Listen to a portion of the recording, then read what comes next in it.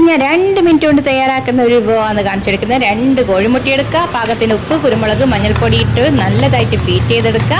എന്നിട്ട് അതൊന്ന് സൈഡിലേക്ക് മാറ്റി വെക്കുക. പാനിൽ അല്പം ബട്ടർ ചേർത്ത് കൊടുക്കുക. എന്നിട്ട് അതിൻ്റെ അകത്തേക്ക് ഇതുപോലെ സ്ലൈസ് ചെയ്ത ബ്രെഡ് ഞാൻ പൂക്കളം പോലെ അടുക്കി വെച്ചിട്ടുണ്ട്. ഇനി അതൊന്നും മറിച്ചിടാൻ നോക്കുകയാണ്. അപ്പം മറിഞ്ഞങ്ങ് വരുന്നില്ല. ഞാനെന്ത് പണിയെടുത്തു, എൻ്റെ കൈ കൊണ്ട് എന്നെ തിരിച്ചും മറിച്ചു ഇട്ട് കൊടുത്ത് വല്ലഭന് പുല്ലുമായതെന്ന് പറഞ്ഞ പോലെ അങ്ങ് തയ്യാറാക്കിയെടുത്ത്. അപ്പോൾ ഇത് അമ്മമാർക്കേ പറ്റുള്ളൂ ഈ ചൂടുള്ള സംഭവം തിരിച്ചും മറിച്ചിടാനല്ല. ഇനി അതിന് ശേഷം അതിൻ്റെ മുകളിലേക്ക് ഈ ബീറ്റ് ചെയ്ത മുട്ട ഒഴിച്ചു കൊടുത്ത് ഇനി എല്ലായിടത്തും നല്ല ചുറ്റിച്ച് സ്പ്രെഡ് ചെയ്ത് കൊടുക്കുക.